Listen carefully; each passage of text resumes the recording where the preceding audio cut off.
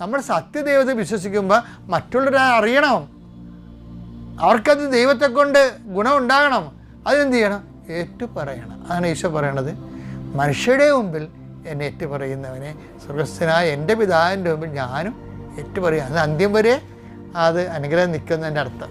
നമുക്ക് ഈ അതരം കൊണ്ട് ഏറ്റുപറയാവുന്നത്, ഇപ്പം നമ്മൾ ജോമാർ ചെല്ലണത് അതരം കൊണ്ട് ഏറ്റുപറച്ചിലാണ്, പ്രാർത്ഥിക്കണ എല്ലാം അതരം കൊണ്ടുള്ള ഏറ്റുപറച്ചിലാണ്.